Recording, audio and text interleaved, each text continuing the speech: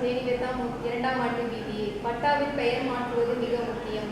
சென்னையைச் சேர்ந்த நிதி ஆலோசகர் கார்த்திகேயன். பொதுவாக வீட்டு மனை வாங்கும்போது மிக முக்கியமாக கவனிக்க வேண்டிய விஷயம் மனை தொடர்பான ஆவணங்களின் உண்மைத்தன்மையாகும். நாம் வாங்கும் வீட்டு மனை உரிய விற்பனை பத்திரத்தை பதிவுத்துறையின் கீழ் வரும் சார்பதிவாளர் அலுவலகத்தில் பதிவு செய்ய வேண்டும். விற்பனை பத்திரத்தை கிரைய பத்திரம் என்பர். இந்த கிரைய பத்திரத்தில் சொத்து யார் பெயரில் இருந்து யார் பெயருக்கு மாறுகிறது, மனையின் நீளம், அகலம், பரப்பளவு எவ்வளவு தொகைக்கு விற்கப்படுகிறது, அரசு வழிகாட்டி மதிப்பு, சொத்து குறித்த விவரங்கள், அதாவது மனையின் சர்வே எண், உட்பிரிவு எண், பட்டா எண், மனையின் 4 எல்லைகள் உட்பட்ட முக்கியமான விவரங்கள் இடம்பெற்றிருக்கும். ஒருவர் மனை வாங்கும்போது தற்போதைய உரிமையாளர்களின் சொத்து பத்திரத்தையும் அதற்கு முந்தைய பத்திரமாக தாய் பத்திரத்தையும் கேட்டு பெற வேண்டும்.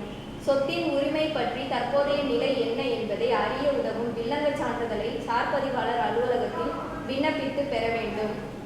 குறைந்தது 50 ஆண்டுகளுக்கு வில்லங்கம் பார்ப்பது நல்லது. வருவாய்த்துறையின் மனைக்கான முக்கிய ஆவணங்களான வரைபட புத்தகம், பட்டா, சிட்டா, அடங்கல் போன்றவை வரும். நில வரைபடத்தில் ஓர் இடம் எவ்வாறு பல பகுதிகளாக பிரிக்கப்பட்டுள்ளது என்று காட்டப்பட்டிருக்கும்.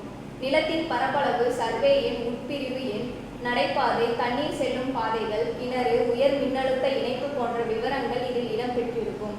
நிலத்தின் தற்போதைய உரிமையாளர் யார் என்பதற்கான மூல ஆதாரம் பட்டா.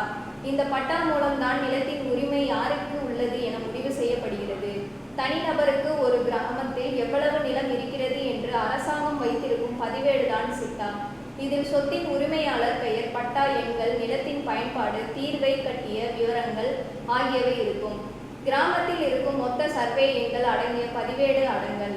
இதில் குறிப்பிட்ட சர்வே எண்ணுக்குரிய நிலம் யார் பெயரில் இருக்கிறது, பட்டா எண் மற்றும் நிலத்தின் பயன்பாடு போன்ற விவரங்கள் இடம்பெற்றிருக்கும்.